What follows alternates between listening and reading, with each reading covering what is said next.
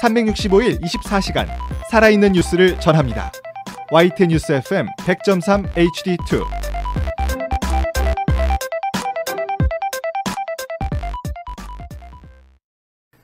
이어서 미주 한인사회 나우가 방송됩니다.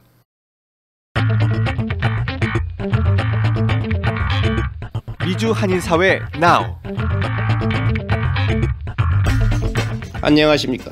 화물 이병도입니다. 중국이 가장 심혈을 기울이는 중국 1대1로 육해상 실크로드 국제협력 정상포럼에 한국만 쏙 빼놓고 포럼이 이루어질 뻔했습니다. 한국만 쏙 빼놓고 진행됐던 중국 1대1로 육해상 실크로드 국제협력 정상포럼에 공식 초청장이 도착했다고 한국 애식통들이 전하고 있습니다. 이에 한국은 국회 부의장급인 박병석 더불어민주당 의원을 대표로 하는 대표단을 파견하기로 했습니다.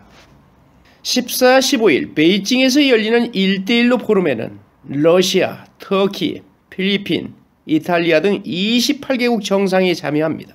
중국은 대통령 공석사항 등을 이유로 초청장을 보내지 않았지만 문재인 대통령 당선이 확정되자 막판에 초청장이 발급된 것입니다. 소식통에 따르면 10일 시진핑 중국 국가주석의 축전을 전달하러 추기용 주한 중국 대사가 애교부에 찾아왔을 때 한국이 참가를 희망한다면 초청하겠다는 의사를 표시했고 그날 밤 정식 초청장이 도착했다고 합니다. 이제는 고고도 미사일 방어, 사드 체계의 한반도 배치를 둘러싼 한중 갈등을 풀 때가 됐습니다. 계기는 물론 한국의 새 정부 출범입니다. 새술은 새 부대에 담듯이 한국의 새 정부 출범에 맞춰 한중 관계를 새롭게 다지는 과정에서 자연스럽게 사드 해법의 실마리를 찾을 수 있을 것이란 기대에서입니다.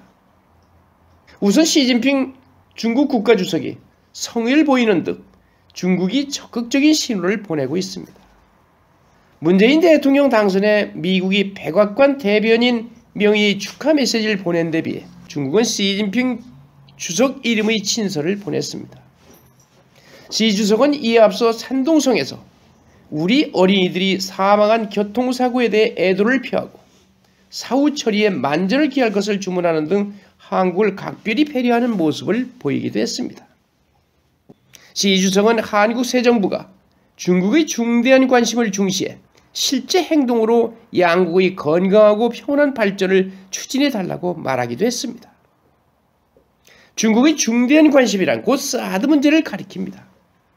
이에 대해 문재인 정부 앞에 놓인 선택지는 크게 사드 철회, 배치 속도 정상화, 배치 후 갈등 최소화 등으로 압축할 수 있습니다. 철회는 당면한 북핵 위협과 한미동맹의 근간을 흔들 수 있다는 점에서 쉽지 않을 것입니다. 이는 중국도 어느 정도 이해하는 바일 겁니다.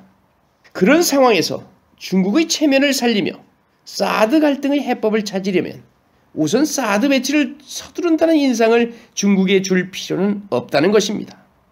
이어 중국의 특사 파견은 정말 잘한 일입니다. 특사 방문 자체로 사드 문제가 풀리는 건 아니지만 이는 중국을 중시한다는 문재인 대통령의 성의를 보여주는 것으로 의미가 크다 하겠습니다. 이처럼 하나하나 쌓인 신뢰의 토대를 딛고 양국 정상이 오는 7월 독일에서 열리는 G20 정상회담에서 만날 때 사드 갈등 해소의 합의에 이를 수 있을 것이라는 전망도 해봅니다.